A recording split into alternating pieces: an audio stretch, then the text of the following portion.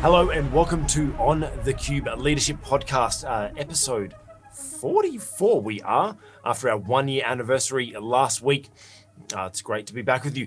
We as leaders, we have to make tough decisions.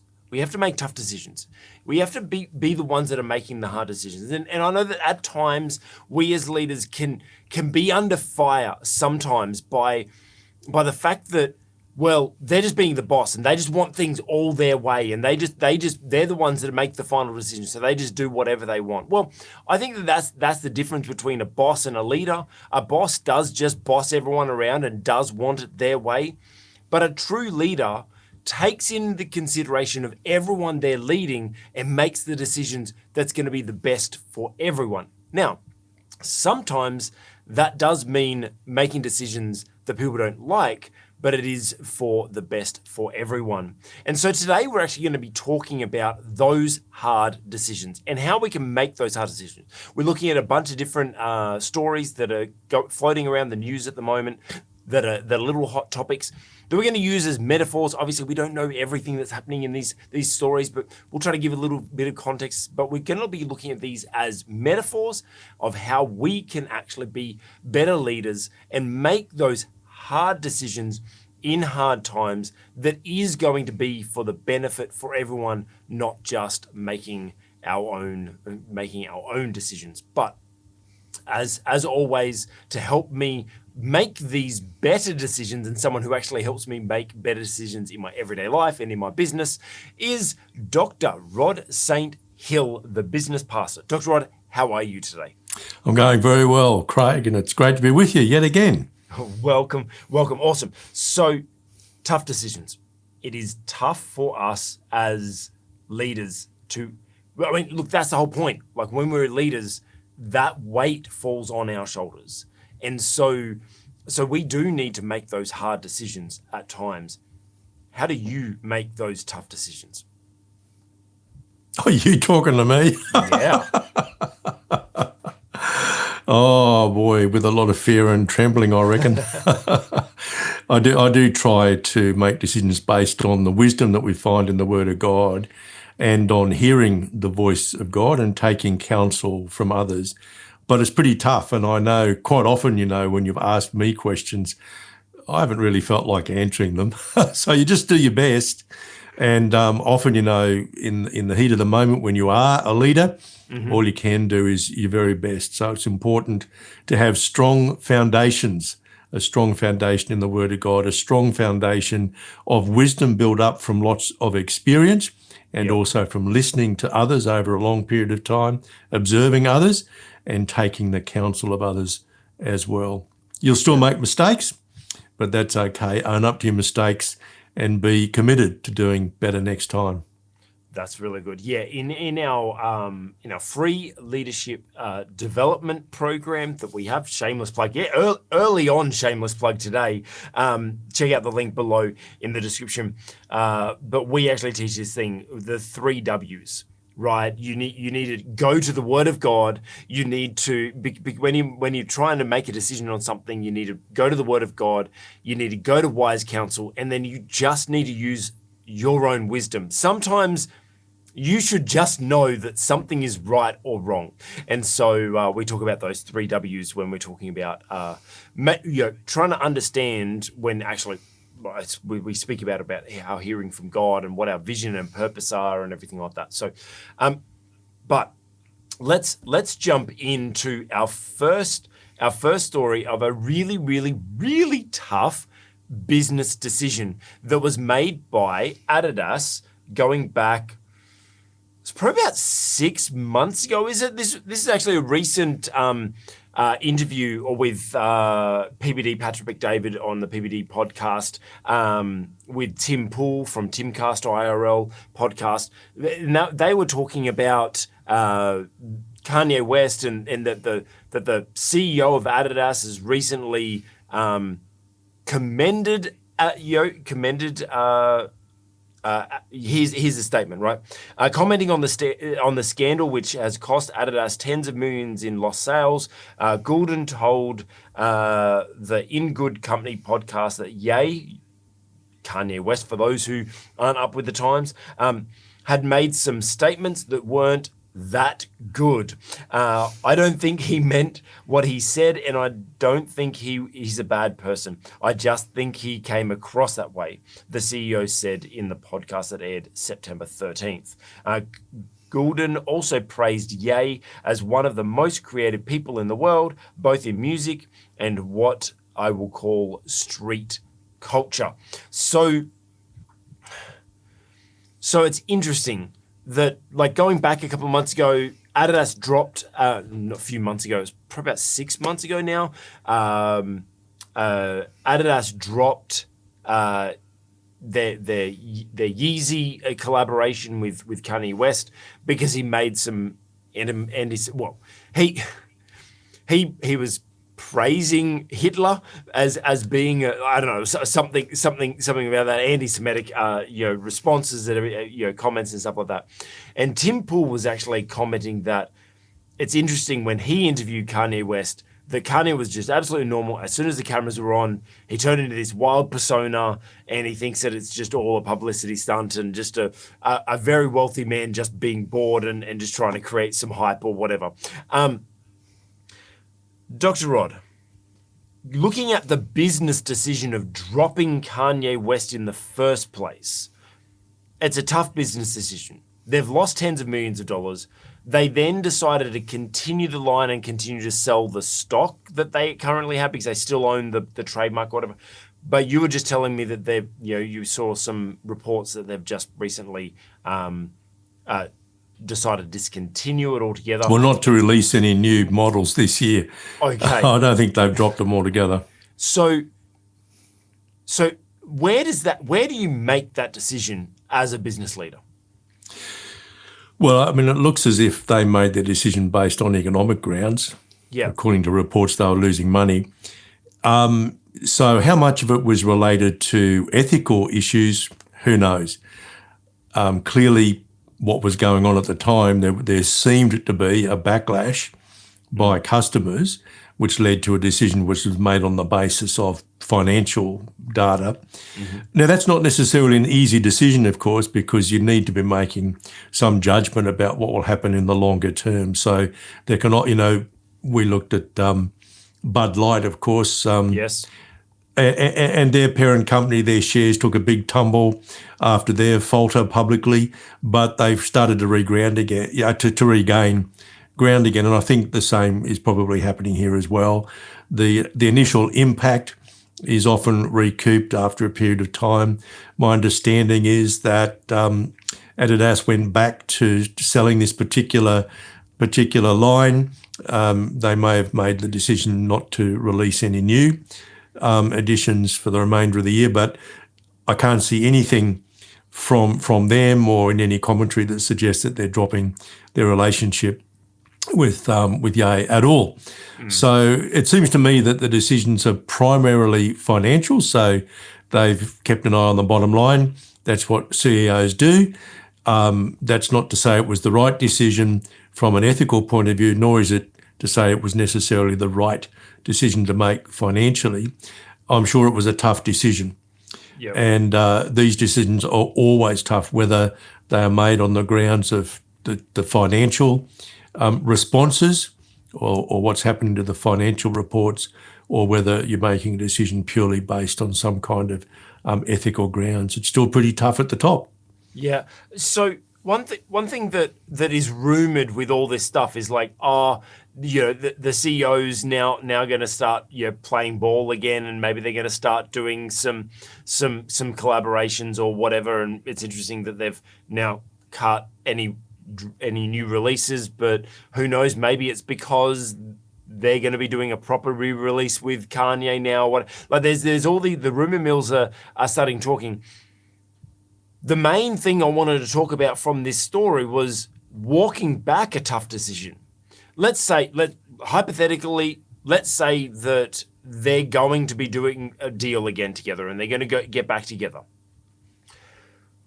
What does it take to be able to, as a leader, walk back a tough decision? They've done this, there's been a lot of public pressure, kick out Kanye West. We're not working with him anymore. We're a good company. We don't believe in what he said and all that sort of stuff. And now, months later, it's like, well, maybe it wasn't that bad. He was just misunderstood, and now we're going to do a deal together again. How do we process that? Walking back what was a really tough decision, and then now doing something that's probably going to bring some public backlash as well. Oh, well, you need to be authentic about it, I think.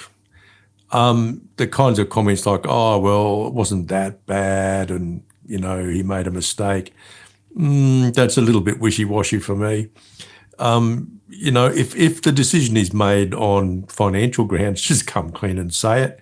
Yeah. That, we made a judgment based on what we thought our customers would do. They didn't do that. And we've got an obligation to provide the market with what it wants or something like that. Yeah, I think authenticity is really important here. You and I might have a particular view about the ethics of the situation, and undoubtedly that's played on the minds of the executives and the directors of the company as well. But I think authenticity is the key here, to say, look, you know what, we reacted to that situation without perhaps thinking through all of the issues. We've had an opportunity to do that. We want to, rebuild our collaboration or something like that, and then let the public deal with it as they will. Yeah, I think that's really the authenticity part is really important. I mean, us as leaders, I think if we start getting into a game of trying to cover things up and not being authentic and not being true to what we are, I think that's where we start getting into a slippery slope. The old saying of you tell one lie, you've got to tell a bigger lie to cover that little lie, and you just get into a slippery slope. And like when we're talking business, that doesn't seem to be as well. It doesn't seem to be as how do I say this?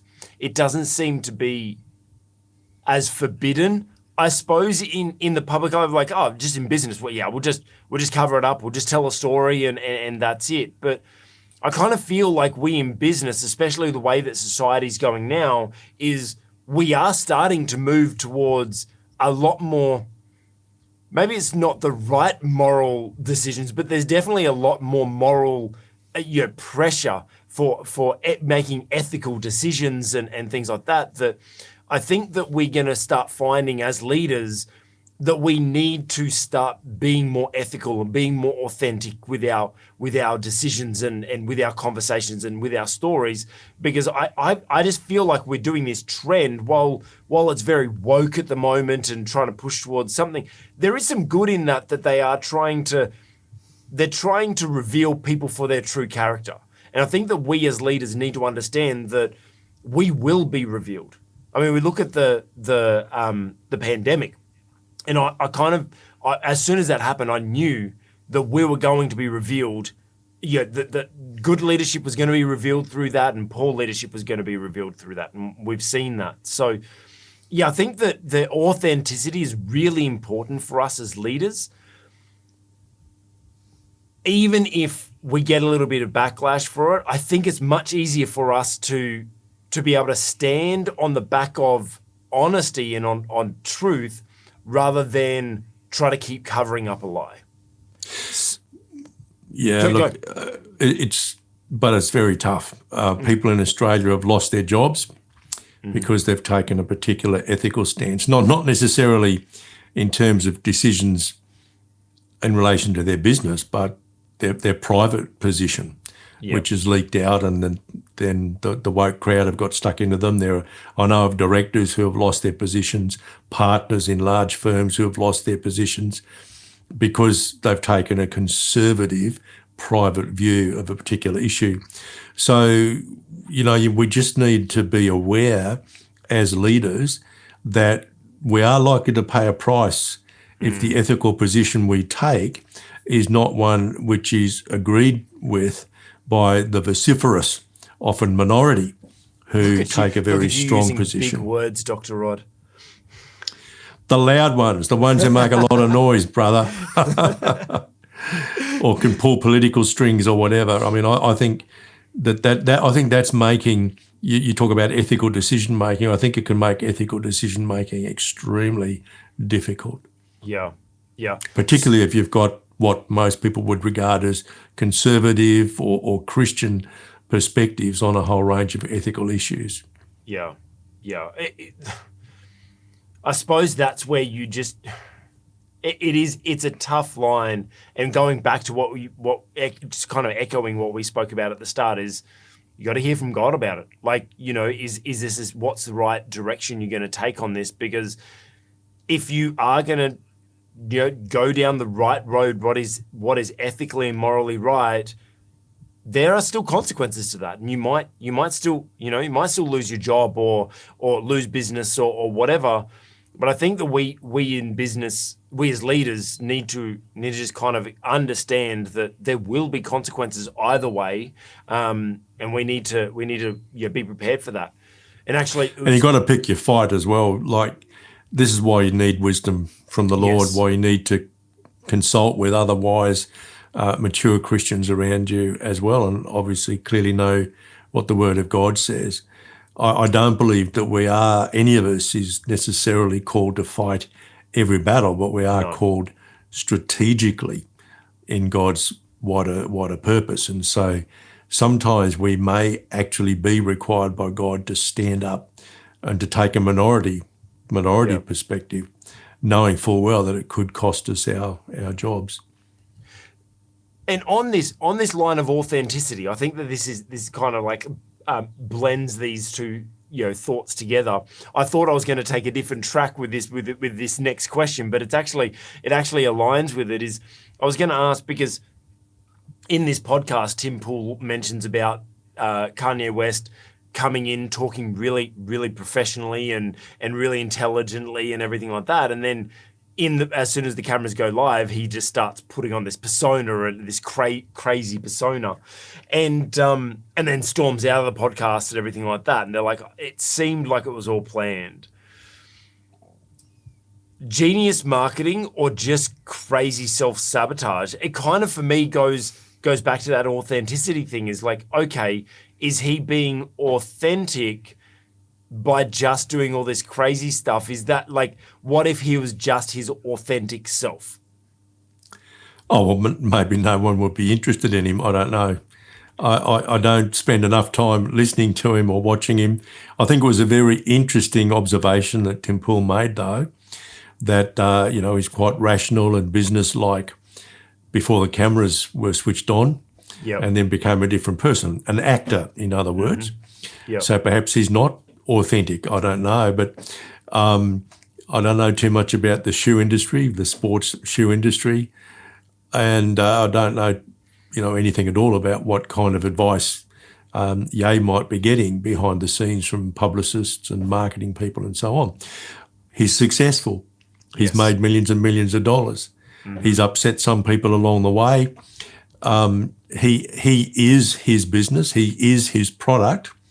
And he seems to be very successful.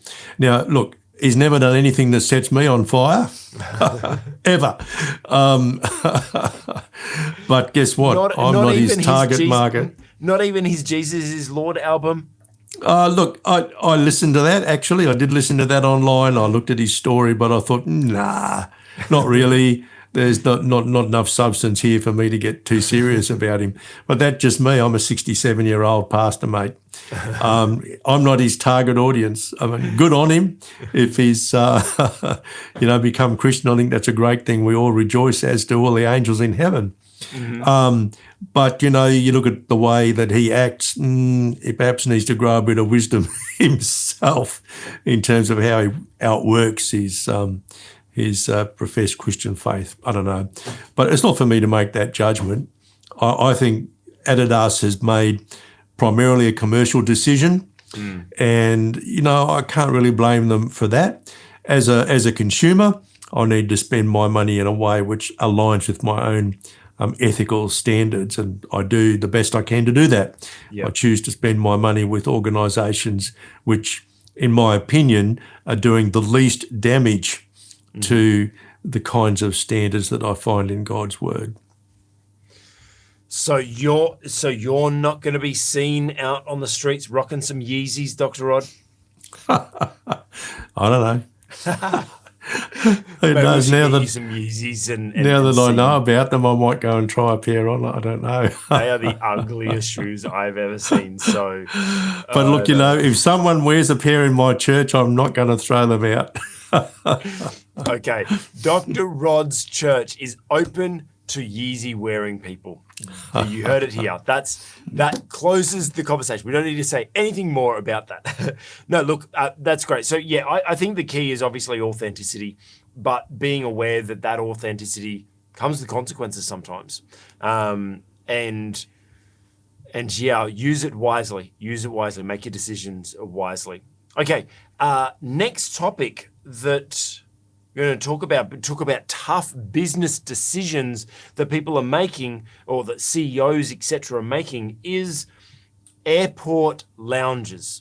Dr. Rod, when you travel, do you ever get to stay in an airport lounge? Oh, not now that I pay all my bills, but there was a time when I did a lot of corporate travel, and let me tell you, the airline lounge was absolutely fabulous. If you're spending 10, 12, 14, 16 hours on an aircraft, even if you're flying business, it is so good to have an airport lounge, let me tell you. Yeah, I miss I them. don't, absolutely, look, I don't begrudge anybody who meets the standards that the airline set to have access to a lounge. If you're working flat out and travelling long distances on an aircraft, good on you if you can get access to the lounge. That's all I can say.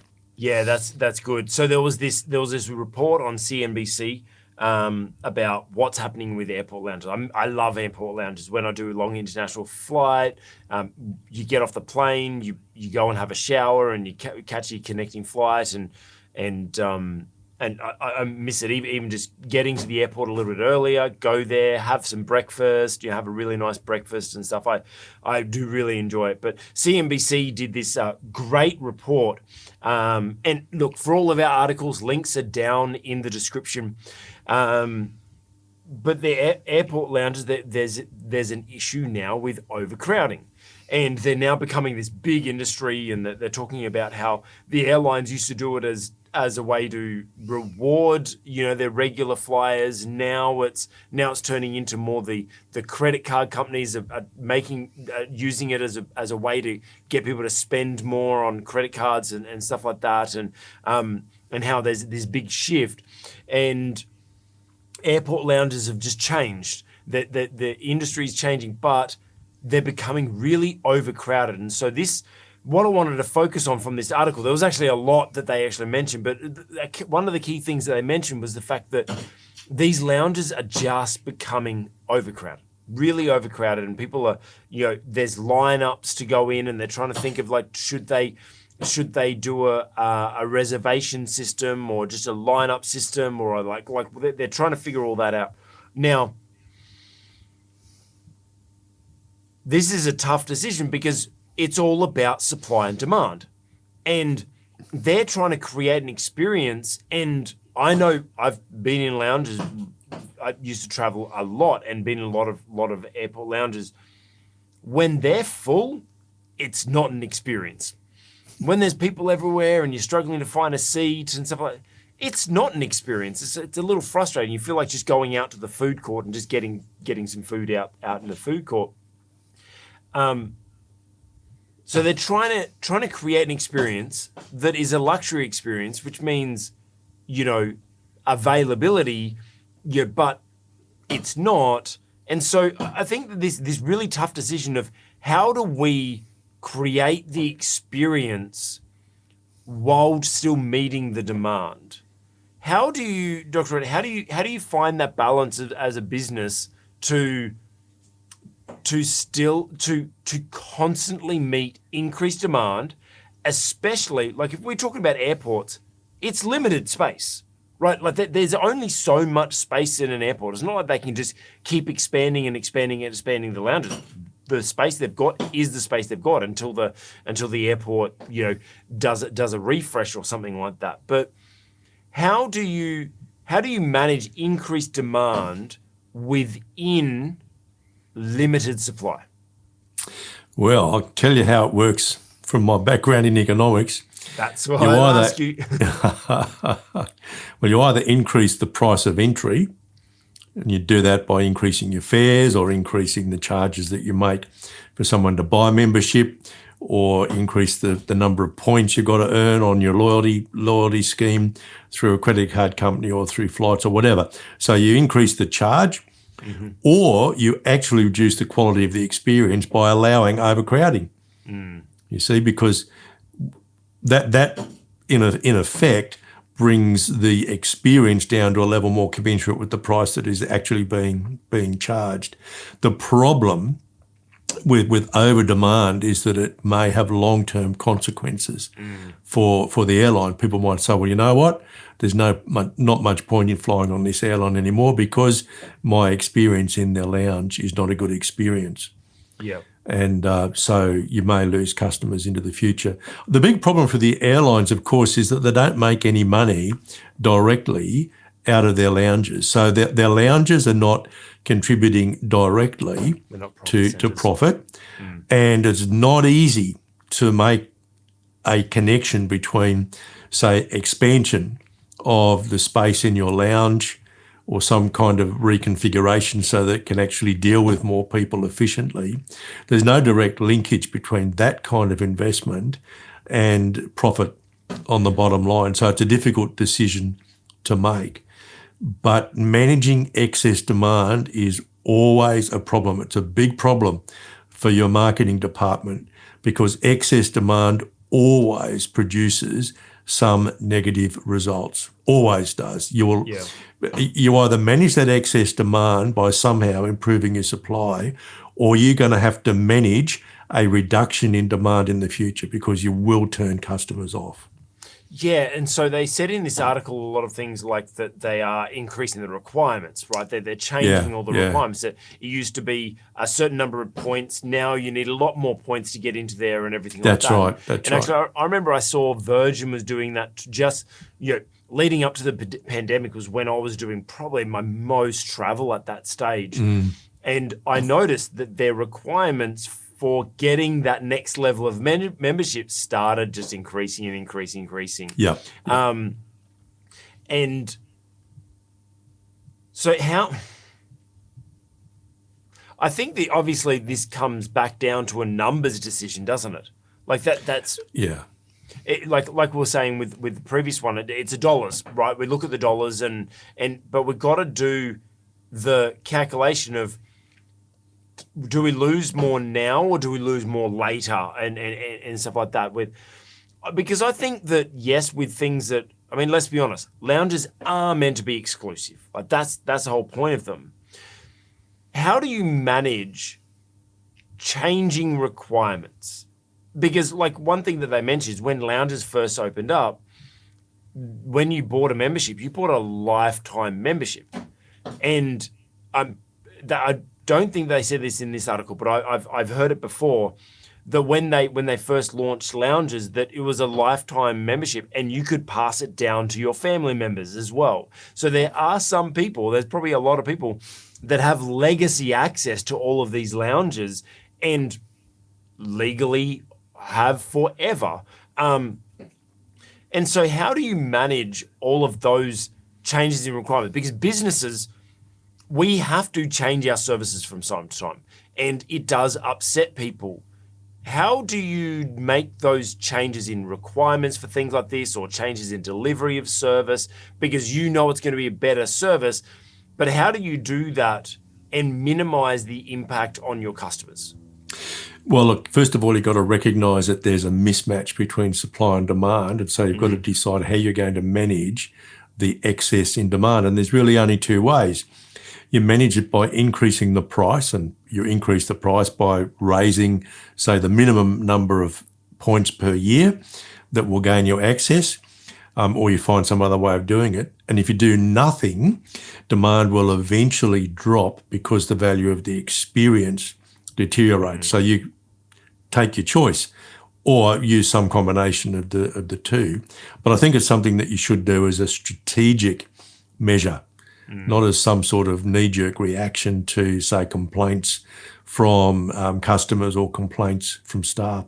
Look, I think one of the big issues that airlines face is that certainly the legacy airlines, they've still got this kind of hangover from the early days of air transport when it was only the really elites that could ever afford to fly on an aircraft.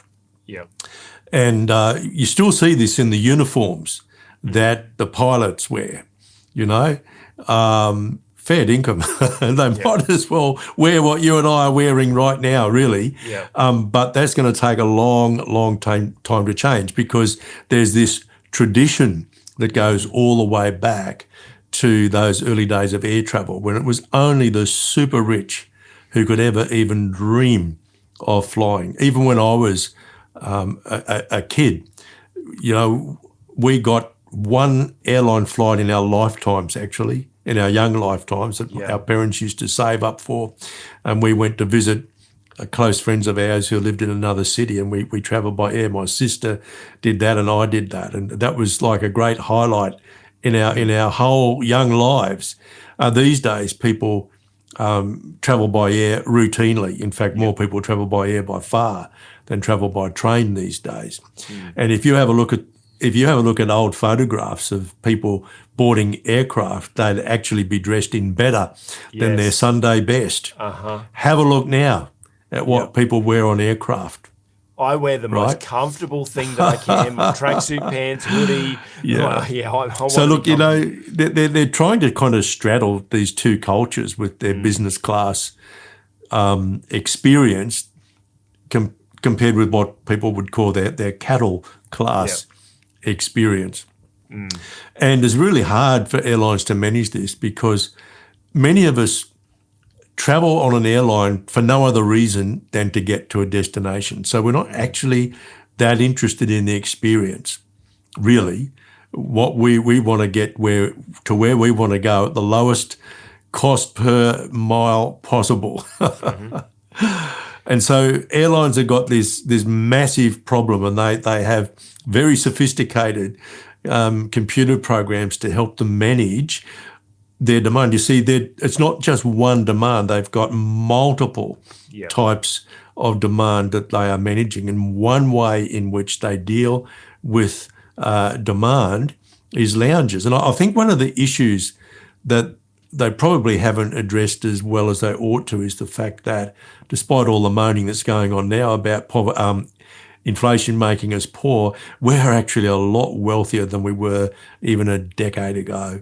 And so more people are choosing to travel, and more people are choosing to travel by air. And so what used to be exclusive is within the reach of so many more people. And so honestly, you go into a lounge and you see people wearing thongs and shorts, even though some have got dress standards, but you think, so what's so special about this? And this is what you might call a wicked problem. It's a very difficult problem for the airlines to resolve. And some of them are now resolving it by having different classes of lounge. I don't know whether you've noticed that, but there are now sometimes different classes of lounge where they're still trying to preserve, that upper end. But it's a difficult thing for them. And as you've already said, space is limited in airports. It's very, very expensive.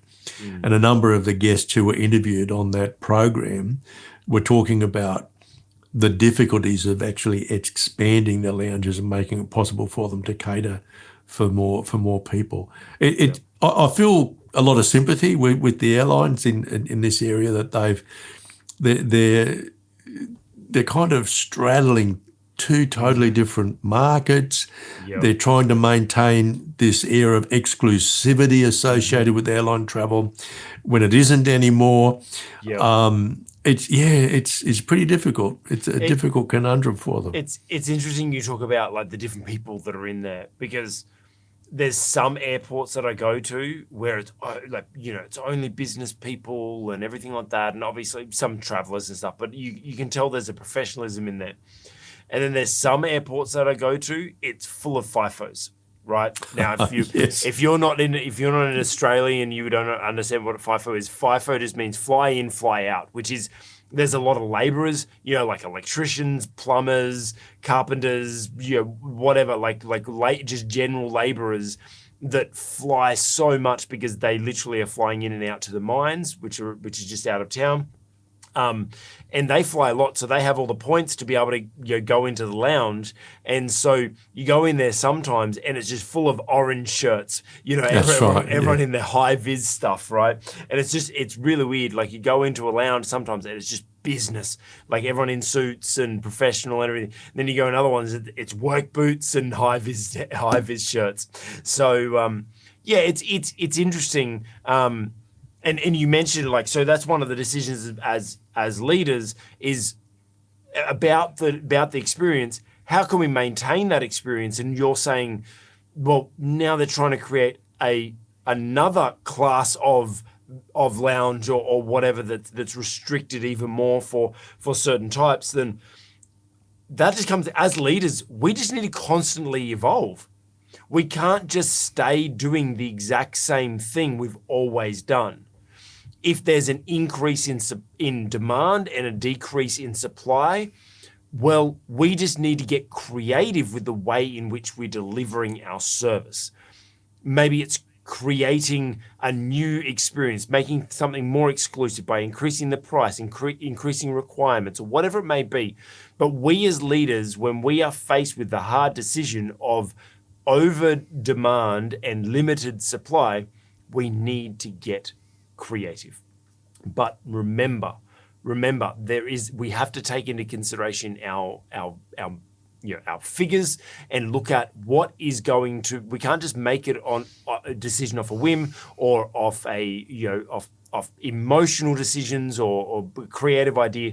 It has to be backed up with dollars. What's going to be the biggest impact? We're going to lose people. That's going to impact us negatively. But are we going to see an increase from this decision in the long run, or are we going to, shoot ourselves in the foot, so to speak? Tough decisions that are actually costing people a lot of money. Next story is a story from F1. Yes, we're talking a lot of cars again lately, Dr. Rod. I told you we'll get back into it and talk a lot more cars. So F1, I don't know if you saw the race on the weekend. It was United States Grand Prix, but Red Bull won again, obviously. But Lewis Hamilton actually did a great job of getting second position. It's I think it's his best position in the season. And then Charles Leclerc got position 6, and both of them were disqualified. Now, there's this crazy, really old rule that, as you can see there, let me pause this. As you can see, there's this timber board that's been put under F1 cars, and it's put there specifically to measure the wear of the board, right? That's why it's timber, so it wears away. And those little black spots are actually magnesium, I think that they are. And those are the things that give that spark of an F1 car as it's going around the track. And you see those awesome sparks that come out the back of it. They're strategically placed in there as little markers and to create the sparks for you. It's all about the experience. But there's only allowed to be a certain amount of wear on this timber after the race. And it's to prevent the cars from running too low, because these are ground effect cars. They perform better running low, and the lower they can get them, the better seal they've got to the road, the better downforce they've got, and the faster they can go. Now, F1 are trying to limit how fast the cars can go to make it safer, so they limit the height that the cars can run. And that's measured by this board. And, because obviously as suspension goes up and down and stuff like that, it hits the track and it wears away. Now, at the end of the race, everyone celebrated. Great. Lewis Hamilton gets to celebrate his podium finish in second position, only to afterwards be disqualified. So they've now... Charles Leclerc and Lewis Hamilton have been disqualified completely. Now, you're probably wondering, what has that got to do with leadership? Well, it was a leadership decision to set up the car in a way that it would risk breaking the rules. It was a leadership decision. Now, I'm sure the drivers were included in that conversation. I'm sure the drivers aren't completely out of the conversation of car setup. But the leaders made a decision that has now cost them to lose all their result. They just deleted from the race pretty much. Because they're trying to run to the edge of performance. Dr. Rod, not all of us are managing multi-$100 million F1 teams and making the types of decisions they are. But we in business are always making decisions about pushing the boundaries of performance that could be breaking rules, affecting our clients, getting some negative backlash or whatever.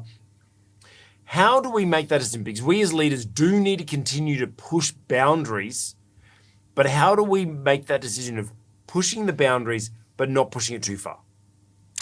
Well, when I looked at this, I thought, I love this. This is a fabulous case study in risk management. So you identify risks, and then you decide whether those risks can be reduced and what kind of policies you would put in place or actions you would take to reduce the risk. And you also have to make decisions about how you're going to manage the outcomes of risk if you can't reduce them, or if you can't reduce those risks below some acceptable level. Yep. So I looked at this and thought, wow, these guys are making very fine-tuned decisions here. And the lower they make the car, the greater the risk it is that they are taking. And it's a risk, one, they need to be aware of, so they need to identify it.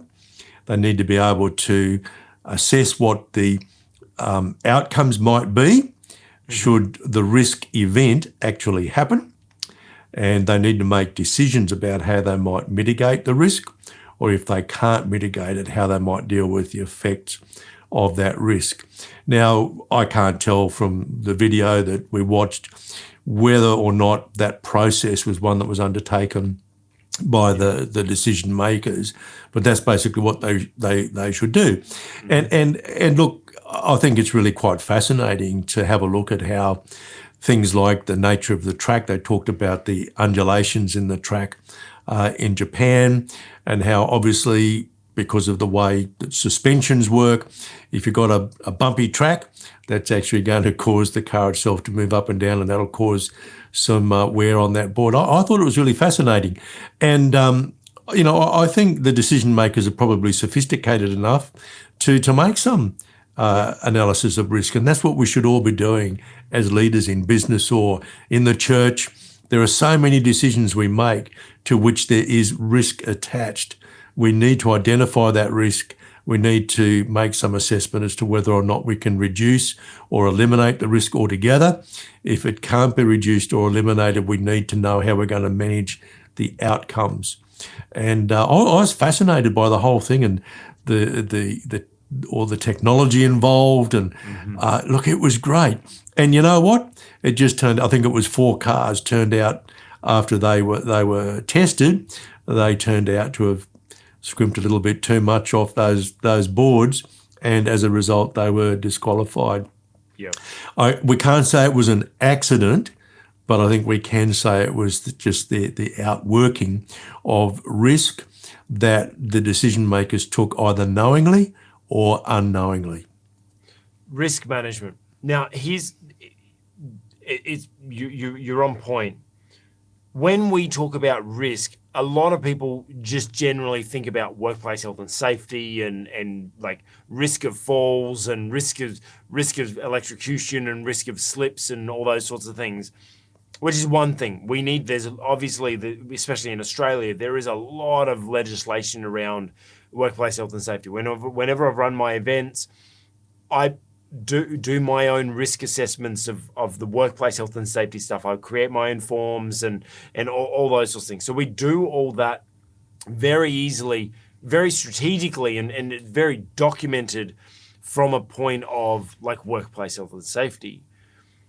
How can we carry that kind of level of detail and level of structure, or is it worthwhile doing that to something else that is a decision that has risk, not necessarily, a workplace injury, but Absolutely, because most decisions that you make at board level or at senior management level, be that in a profit-oriented organisation, a not-for-profit, or a church or anything like that, they will have consequences on both sides of your profit and loss account, on revenue and potentially costs as well. So, and that's going to hold whether or not you're a for-profit business, a not-for-profit organisation, a church, or whatever you happen to be. Mm-hmm. And so I think, and look, even in decisions we make as individuals, should I overtake the vehicle in front of me? Yes. There are risks associated with that. Yeah. There are more risks if you don't have visibility, 400 or 500 metres ahead. And here in Australia, we have what we call road trains. And there are certain highways on which road trains can travel at 110 kilometres per hour. To overtake one of those safely, you need to be able to see about 2 kilometres ahead of you. Mm-hmm. So if you can't, then you're taking a risk. Yep. And I don't know whether many of us actually know that or take much notice of it, but consciously aware of it. There are lots and lots of decisions that we make which impose some kind of risk on us, and that certainly happens in organisations. I think we need to be as aware as we possibly can be of risk. Yep. We need to analyse the risk, look at its sources. Is there anything we can do to remove that risk altogether or to reduce it? If we can't remove it or reduce it, what can we do to mitigate the effects of that risk, whatever it happens to be? And there's a lot of risks that aren't risks associated with life and limb. There's a lot of risks associated with our revenue, with our costs as well. So we should always be conscious of risk. And it's very difficult to attach a mathematical probability to risk as well, mainly because we don't have enough events on which to base some kind of mathematical, statistical probability. You've got to use a lot of judgment, a lot of wisdom. You've got to draw on the experience of others. Absolutely. Intuition is a very real thing because intuition draws so much on your own knowledge and your experience, and obviously the experience of others if you've been talking to others and reading the literature and so on. That's what, a good university education will expose you to a very broad range of literature.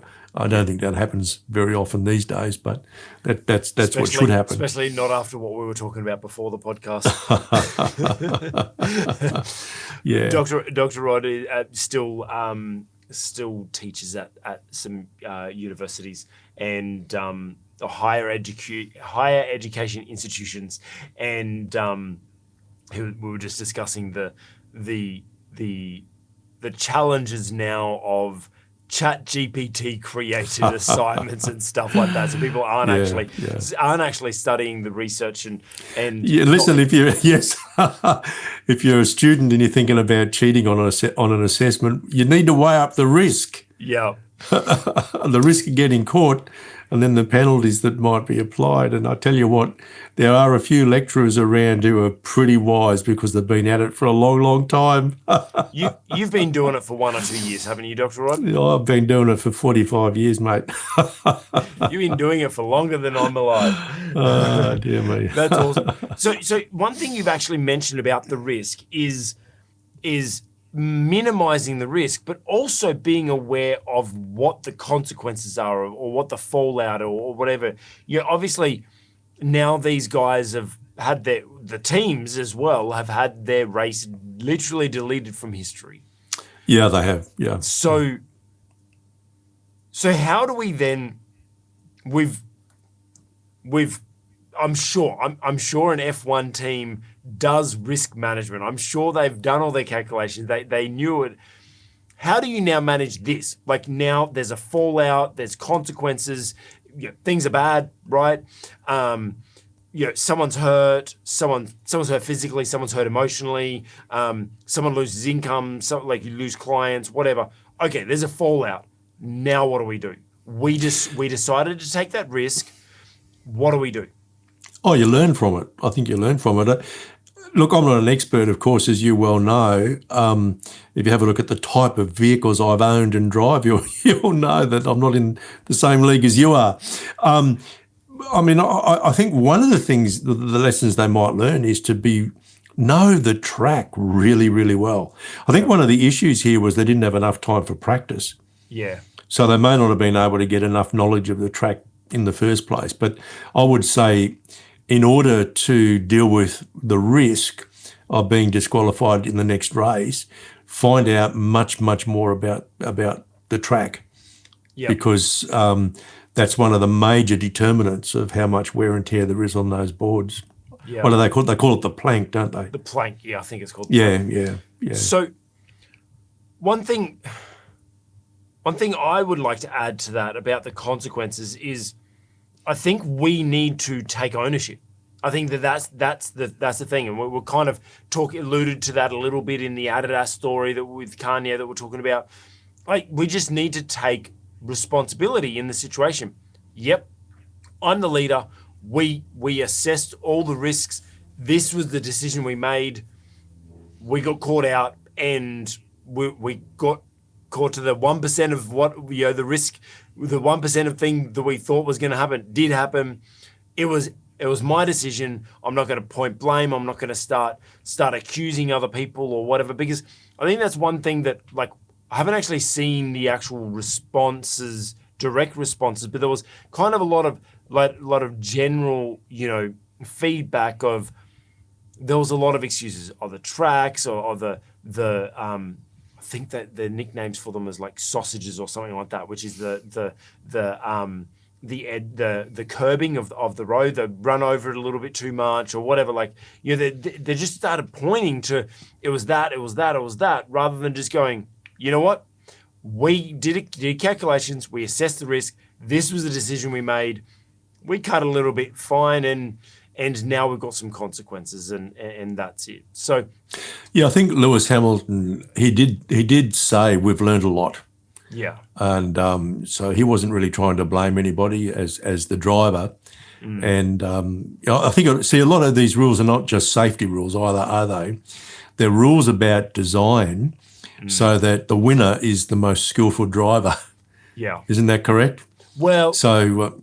Not in F1. Yeah, yes, a little bit. Like, they are trying to limit some of the things, but there is a lot of it that is. That's why it's a team sport, because it's like, who can put together the best team, but within the parameters. Because as soon as you go out of the parameters, you're now. It's performance. So parameters are about creating what we call in other areas a level playing field, so to speak. Yeah. So I think Hamilton's attitude was the right attitude in this case. Yeah. We learned a lot, and that's the way you deal with risk. If there's an event, learn from the event so that you don't make the same mistake next time. Because this wasn't really an issue of cheating. I don't think this was an issue of fine tuning the vehicle and making a whole lot of decisions about the performance of the vehicle without perhaps having enough knowledge of the track itself. And so my guess is one of the lessons they've learned is we've got to do better at knowing the track. Yeah, that's good. So, as a leader facing risks, do better. That's it. Know the track. Look, listen, at the bottom of every risk report, there should be a little question that says, "What have we learned?" What have we learned? That's good. What have we learned? Risk assessment. That's all it comes down to. Knowing your risks, and if you happen to overstep the mark and make a mistake, own up to it, learn from it, and take responsibility. I think that's the key, because we do have to make some hard decisions as leaders sometimes, and sometimes those things don't go our way, and we just need to own up to it and learn our lesson. That's really good. So, talking about hard decisions as leaders, there's a lot of we're going to talk about Israel a little bit, but we're going to talk about the topic first. We might get into a little bit about Israel in a moment, because I do kind of want to lead into that if we've got time. But there was this article, there was this story. Let me bring up the video. So there was a letter that was signed by a bunch of student groups in Harvard that was speaking out against Israel, and then now there's been a big backlash. Sponsorship, like donors. I think the donors, like very large donors from the university, are threatening to pull their funding. There's CEOs that are threatening to not hire any of those students that have signed the letter. And there's just all of this really crazy, backlash against those people. Now, there's a couple of leadership decisions in here, Dr. Rob. There's a leadership decision of the CEOs and everything like that, of pulling their, donors pulling their funding or pulling their support and not hiring students and stuff like that. Let's talk about that decision first of all, and then I want to go on to talking about the decision of someone actually signing a letter like this. So, first of all, how do you as a CEO or as a large donor for some a wealthy person, how do you make that decision to pull your funding or pull your support for a university over a controversial statement like this? Look, I think it's fine to do something like that because you are an agent, you're a free agent, and you're giving of your own wealth to an organisation. And I think if there's some incident that makes you feel that there's a mismatch between your own sense of ethics and the ethics that are being tolerated or even encouraged in that institution, I think you should make the decision to pull your funding. There's a range of other actions that could be taken as well, like you could pick up the phone and have a chat. Mm-hmm. But I certainly think it's within your rights to say, no, look, this is not something that I want to support, and to remove your support. So, and look, I think you have to make that decision because you're a steward of the resources that God has given you. Yeah. And so I think, look, having wealth is an enormous responsibility. Yeah. It's an enormous responsibility because we are but stewards of what God has placed in our hands, often through our hard work, often through the risks that we've taken in business, but nevertheless, we do not own anything. We steward what God has released into our hands. And I think it's perfectly reasonable for anybody to sit back and reflect on events such as those that we've seen in recent times and make a choice as to how best might I steward those resources that I have into the future. Yep. So you and I spoke earlier about, like before the podcast, about be careful about hiring someone from university nowadays to see whether they actually have learnt anything. With these businesses saying, these organizations saying, well, we're not going to hire those people. How does that play into things where we're trying to hire people and now looking at something that they did at university? Look, I wouldn't be inclined to do that because people make stupid decisions. Especially university students. Young people make more stupid decisions perhaps because you have to live life in order to gain wisdom, right? Mm-hmm.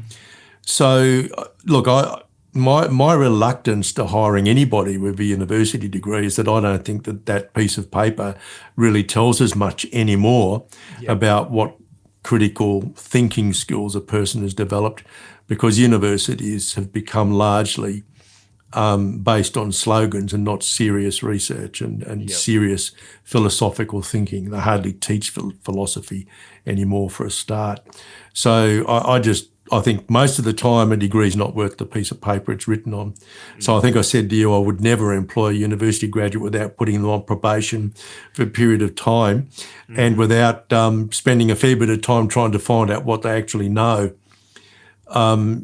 So that's my bias.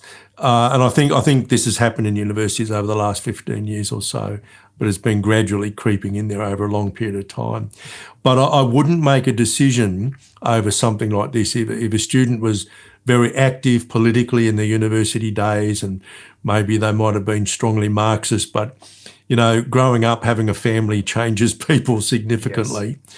And I would rather go through a fairly stringent process of selection where I just ask people, tell me about this, tell me about your university days, tell me how you contributed to the broader community of that university. In most cases, it's actually illegal to ask direct questions, so don't ask direct questions. Yep. For example, here in Australia, when you're interviewing somebody, you couldn't say, well, you're a member of a student political party while you were studying your degree. You can't do that because that would be discriminatory. But it's not discriminatory to ask somebody, well, just tell me about what you did as a university student in terms of being part of the community. Yeah. Get them to tell their story and their values will emerge. But I certainly wouldn't like boycott a graduate because they did something stupid during their university days. I think that's just silly, quite frankly. Yeah.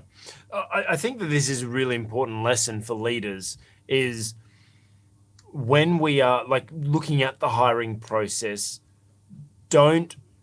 I suppose on both sides of the story of don't hire someone immediately because they have a university degree. And also, don't not hire someone just because they happen to sign a letter or something like that. We need to, especially with our hiring process, we need to go through a process, get to know people. We teach all of our clients do a 13-week induction program where we take them through a full gamut of things to set them up. Actually, one of our clients, we were able to set up a 12-month probationary period as well. And so it allowed us to be able to really make sure that we trained the person properly, but also made sure that they fit within our culture. Everything that they said that they knew, they knew. Everything they said that they did. Everything that, having time. Let's not be so quick to hire someone because they've got some things on a piece of paper, but also let's not be quick to discredit people just because they happen to support something or whatever. I think that there's, as Dr. Rod said, we change. People change, and we get caught up in something. We may sign something or whatever, and when we're younger, but we change. This whole thing of going back on Twitter and finding something that someone posted, 10 years ago and try to if Twitter was even around then, but going back 5 years to find something that someone posted, their views have probably changed. So have a conversation with them, see if they've grown, because it may be worthwhile you understanding what their values are, because we as leaders do need to hire people on our team that align our values 100%. But let's give that person an opportunity to be able to share rather than just immediately discrediting them. So let's stay on this topic just for a moment then.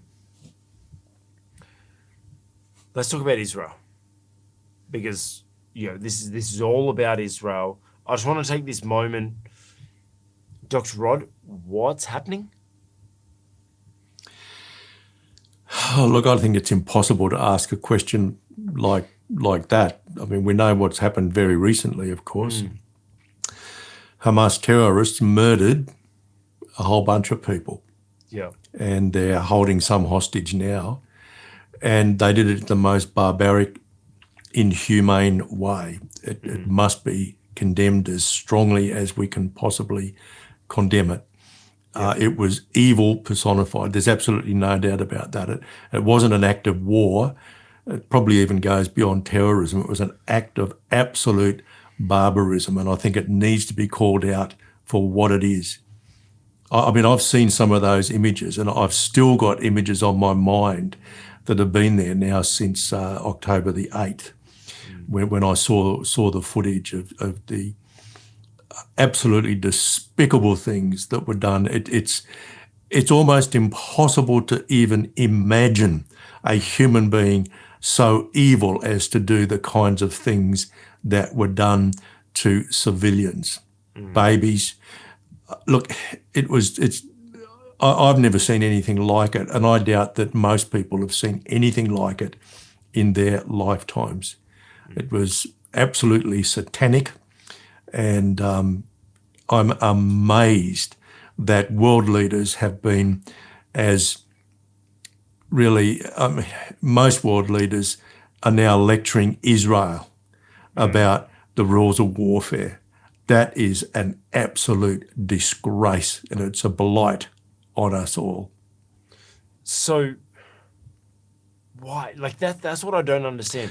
Why is there this so anti-Israel? Like, why is everyone against them? Well, it's almost true to say that everyone's against them. It's not quite true, but it's almost true. Yeah. Look, they've had 2,000 years of persecution.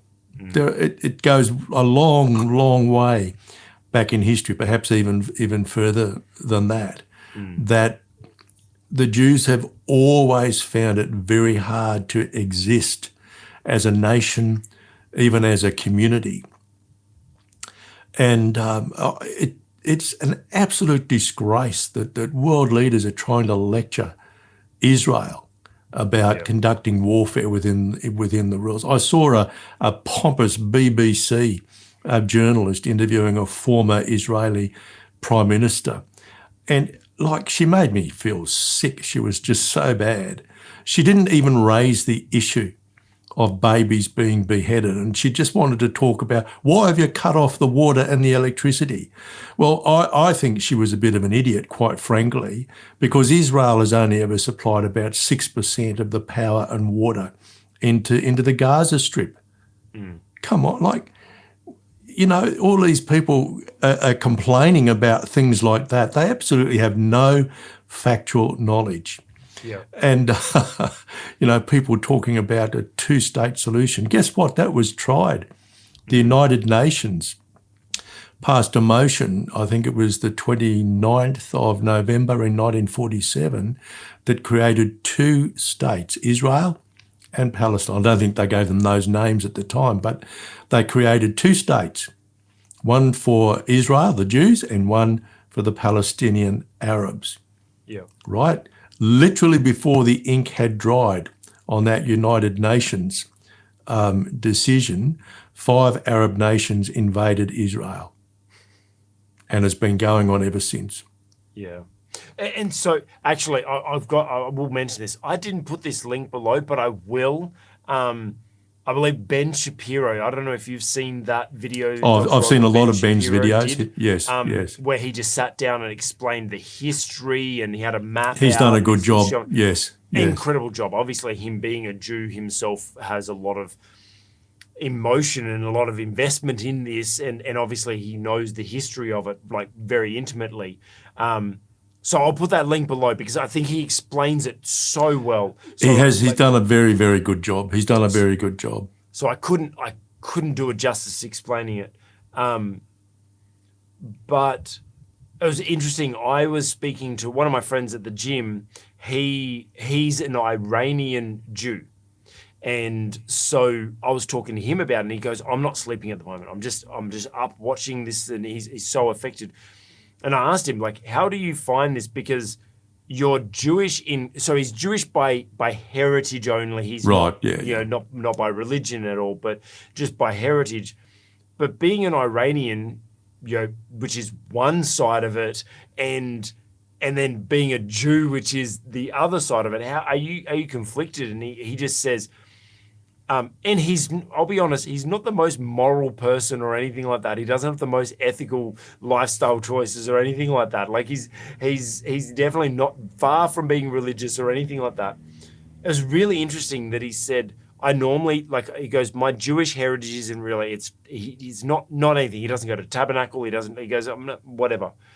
But he said his heart bleeds and he feels this pain and a connection with his Jewish people because of this, and he feels no connection to Iran because obviously they're financially funding Hamas, and they're supporting that in that way and providing them weapons and all that sort of stuff. So it's a very difficult situation about all of this drama that's going on, and I find it really interesting that there's, like you say, there was this vicious attack, just inexplainable, like it was just horrific, the things that Hamas did. And yet still everyone is like trying to correct Israel and tell them that they're, what they're doing wrong. Why is this happening? Why is this happening? Look, it's happening in part because people are incredibly ignorant. They don't read history. They don't even try to understand what's going on in this part of the world. They don't understand, for example, that the Jews have been pushed out of all of the Arab countries surrounding Israel, and yet there are, I think it's 21% of the population of Israel it's Arabs, right? So Israel is fine, absolutely fine about Arabs living in Israel. They can vote, they can have political parties, and I do believe they've also got some representatives in the Knesset. Why is that? Because Israel is a democracy. So they have the same democratic freedoms in Israel as Israeli Jews do themselves. But you won't find Jews in the Arab countries because they've all been pushed out. Yeah. A lot of the people who are trying to lecture Israel, they wouldn't even be aware of that. They just wouldn't be aware of that. I mean, there are lots of people who are insinuating that Israel should get out of Gaza. Well, what kind of idiots would say that? Yeah. Israel got out of Gaza in 2005. They moved all of the Jews out. They basically forced any Jews who were living in the Gaza Strip to get out. They rehoused them in Israel. They handed over government. All the military left. In 2006, Hezbollah was elected as the government there, and ever since then they've been lobbing missiles into Israel. Give me a break. If you're going to lecture somebody, you see, and this is one of the things that it really makes me very angry, because we're lecturing Israel left, right, and centre. Like this British journalist, she read out, from the law on war what Israel isn't allowed to do, but she said nothing at all about how Hamas was actually also breaking international law on warfare because of where they locate their missile launches. They always locate their missile launches close to a mosque, a school, or a hospital. I've seen the maps. There's hundreds of missile launches located within about 100 metres of a mosque or of a school or of a hospital. You know what? That's illegal. Yeah. Nobody talks about that. Nobody talks about that. There's no balance, and I think it's not so much because of prejudice, or I think there's plenty of that. It's sheer ignorance because people are too lazy to go and do some research on their own and find out what the real situation is. Now, as you probably have guessed, I have done my research and I am very sympathetic to Israel. I do believe that they have the right to exist as a people, as an ethnic group, and also as a nation. And as I said, we tried the two-state solution. That was the United Nations decision in 1947, and 5 Arab countries immediately invaded Israel, and the attitudes have not changed. The general belief is that Israel should not exist, and if Israel were ever to lay down her arms, Israel would cease to exist. Now, that's the issue that confronts us.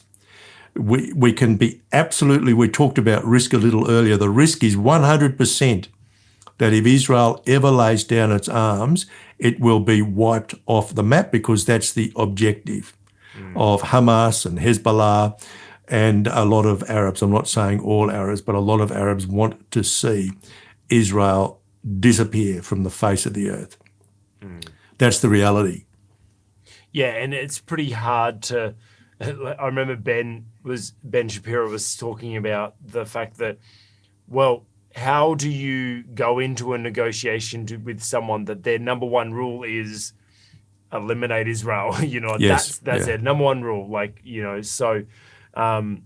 Look, Israel has given away land, and all it ends up happening is they become places to base rocket launchers from which rockets are launched into Israel. Yeah. Tens of thousands of rockets have been launched into Israel over the past decades. I mean, it's a common occurrence, quite a common occurrence. Yeah. And the world just stands by and lectures Israel. It's just the most hypocritical thing you can imagine. Yeah. Well, our hearts go out to the Israelites. Our prayers are with them. And I know it's so peace in the Middle East, it's just such a saying, but are we ever going to see it? Or is this just destined to happen? Well, we'll see it in eternity for sure. We'll see it in eternity. But I think a reading of the Bible makes it fairly plain that the Jews are going to do it pretty tough. But I don't think God has ever rescinded his covenant with Abraham. I don't, and that of course is one of the reasons why the Jews, the religious Jews at least, still stand strong. Yeah. Because of their unshakable belief in the covenant that God made with Abraham. And I know there are a lot of Christians who believe in replacement theology, that it's the church, the Christian church, which has actually replaced Israel, so that in a sense now the Christian church is the chosen people rather than Israel. But that really requires what I would call extra biblical revelation. You won't find any evidence, I don't believe, in the Bible itself to suggest that God has turned his back on Israel. Yeah. Clearly, my desire, and I believe God's heart, is for Jews to accept Jesus as the Messiah for whom they've been looking and continue to look for. But that certainly doesn't give me any reason or excuse to turn my back on Israel, because they are still God's chosen people. And that's all there is to it. Yeah. And I think something that the international negotiators and government leaders and so on just ought to reflect on is how important it is, whether or not they believe the Bible, whether or not they're Christians, they need to understand how important it is that God gave the promised land to Israel. And that's something we could talk about at length. But God gave, and as far as I know, they're the only nation that God ever established and that God gave land to. Yeah. I think as Christians we need to reflect on that. Yeah, that's really good. I just want to kind of lean this back now to leadership, because I think that there's actually a really good lesson in leadership. That we're saying that Israel have been under attack for millennia, right? And they will continue to be under attack until Jesus returns. How do they do it? Well, they're standing firm on their faith. They're keeping hope alive that God has given them a promise that they are gonna be delivered, and so they're staying true to that promise. We as leaders are going to be under attack at times. It may not be from literal missiles, but we're going to be under attack. How do we handle that? We keep our faith alive. We keep our hope alive. Now, if you're a Christian leader, then you keep your faith alive that God wants the best for you. God has called you to this. God has laid out a path for you. And even with challenges, even with attacks and onslaughts, God will bring you through this. And so it's important for us as leaders to keep our hope and faith alive. If you're not a Christian leader, that's okay. Still have hope. Still have faith that, look, you will get through this. You will get through this. And that's one of the things, that you will be under attack as a leader. But you got to keep your hope and faith alive to keep pushing you through. It is a lot easier to do it when you have faith in the Creator God, that He is in control of all things and that He is sovereign. talking about God, talking about what's in the Bible. Let's go to our leadership lessons from Luke. Yep. Trying to think of what verse or what passage would really align with what we've been speaking about today. We've spoken about a lot of business leaders making hard business decisions and how they handled that. I came across this passage, which is Jesus and I don't know why. I know exactly how it's spelt, but every time I go to say it, I say a different name. Jesus and Beelzebub. I don't know what I go to say, but I always say something different. But we are looking at Luke 11:14 to 28. And it says, Jesus was driving out a demon that was mute. When the demon left, the man who had been mute spoke, and the crowd was amazed. But some of them said, by Beelzebub, the prince of demons, he is driving out these demons, talking about Jesus. Others tested him by asking for a sign from heaven. Jesus knew their thoughts and said to them, any kingdom divided against itself will be ruined, and a house divided against itself will fall. If Satan is divided against itself, how can his kingdom stand? I say this because you claim that I drove out demons in by Beelzebub. Now, if I drive out demons by Beelzebub, by whom do your followers drive them out? So then they will be your judges. But if I drive out demons by the finger of God, then the kingdom of God will come to you. And it goes on. There's actually a whole bunch of stuff about sweeping your house clean and then them coming back and all that sort of stuff. But I think what I wanted to jump about is coming through all of these things we've been speaking about, making tough decisions as a leader and especially talking about this Israel in conflict, etc. At the end of the day, a house divided against itself can't stand. We as leaders need to be united. We need to be united with each other. We need to be united with our team. We can't just be making our decisions by ourselves, because if we're making decisions that are against the decisions that our team would be making, in the end, we're not going to be able to stand. And so how do we do that, Dr. Rod, in a way that is, as a leader, sometimes, like I started this podcast, just kind of talking about, sometimes we do have to make a hard decision that isn't what our team agree with, but as a leader, we need to make those decisions taking into consideration the input from our team and taking into consideration the impact on them. But at the end of the day, sometimes we make decisions that they don't agree with. How do we manage making those tough decisions that may be against what our team want, but still staying united? Well, a lot of that has to do with personal relationships, Yeah. I think, perhaps if we can step back a little bit, one of the most important things about unity in leadership is to pick your leaders well to start with. See, one of the things that's going on in this particular passage is that the Pharisees, the sort of hierarchy within the Jewish culture, they accused Jesus of casting out demons because he was a demon himself. Yes. And that the power he had came from Beelzebub or Satan, as some translations or at least footnotes say.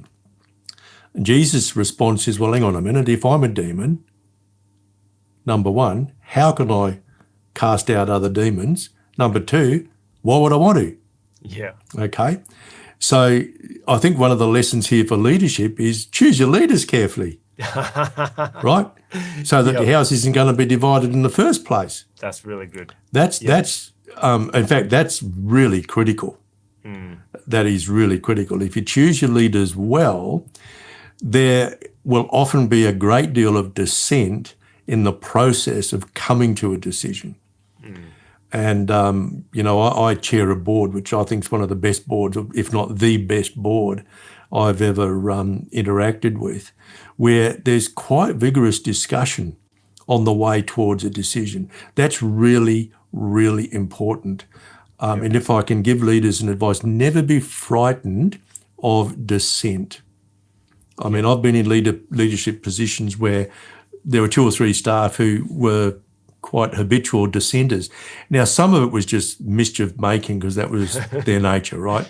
And the stakes for them weren't too high. But look, listen to the dissenters, because look, change only comes and an organisation only develops and grows based on dissent. If you keep doing things the way you've always done them, you will eventually fail. So this whole lesson about the house being divided, don't think that you've got to start united. Yeah. That's where you need to end. Yeah. So the process of arriving at a major decision, I think, ought to be marked with a good deal of discussion, vigorous discussion, lots of disagreement, until you begin to get the full wisdom of the group and all of the other inputs, your background research, maybe reports that you've had written, recommendations from executive management, so on and so forth.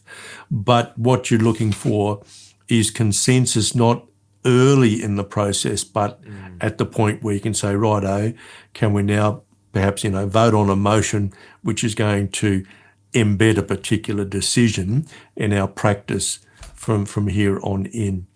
Sometimes there will continue to be dissent. I don't think, generally speaking, we should be too concerned about that, unless it appears to be something which is being motivated by a determination to undermine the organisation. And then that raises a whole lot of other issues. But I think one of the big lessons from here is you've got to make sure you know who's on your team, and you've got to pick your team really, really carefully. And then I really do think the way to manage the whole dissent thing is through quite a long process of discussion. And then at the end of the day, say if you're a director and there's a board of 9 people, you're the only person who votes against a motion, that's fine. I think that's fine. But then don't take your dissent outside of the boardroom.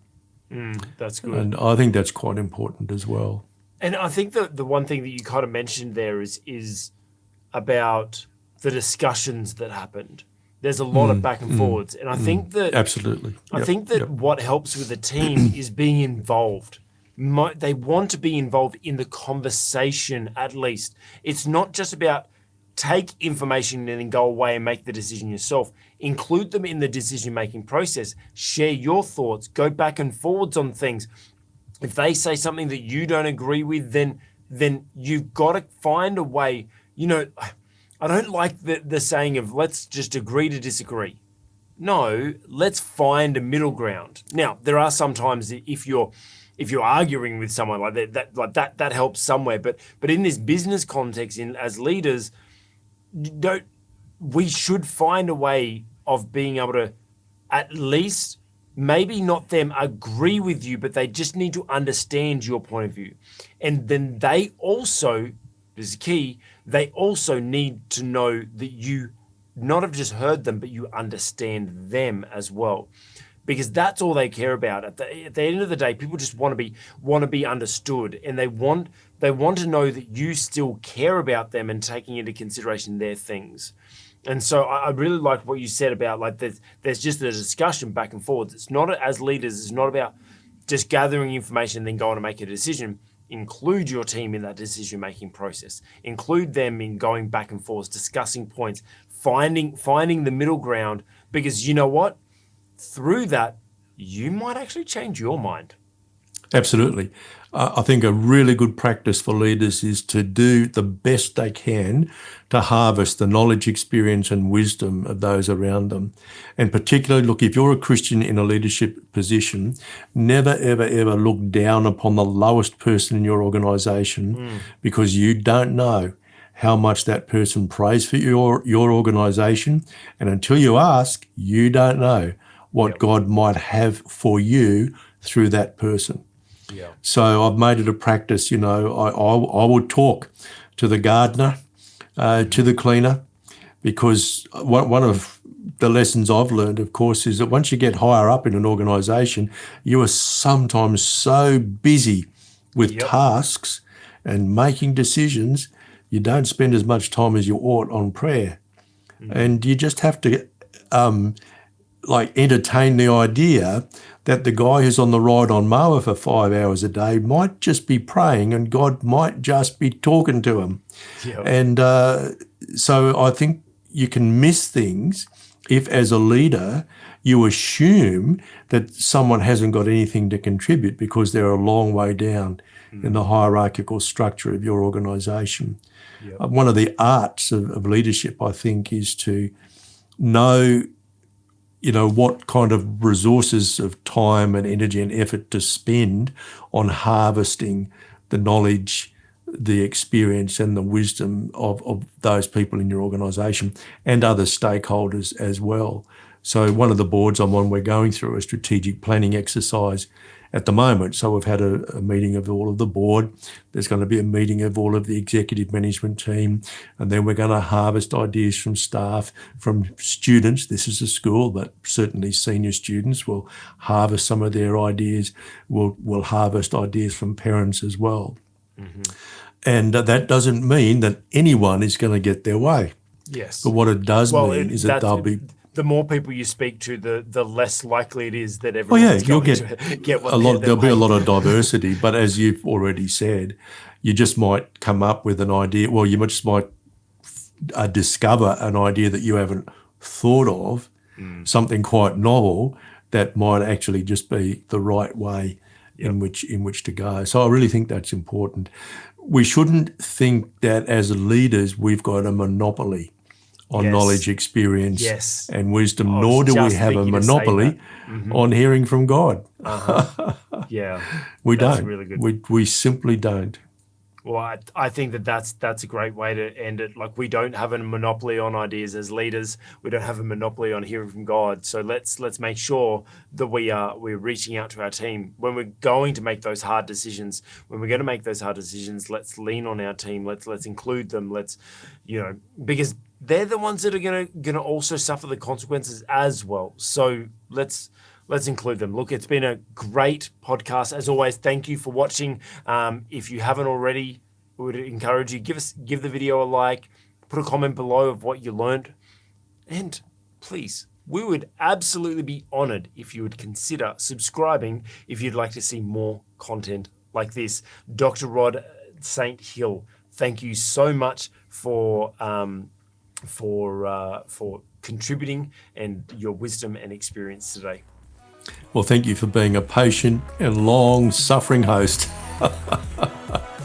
And thank you for watching. We look forward to seeing you next week. Bless you and have a spectacular week.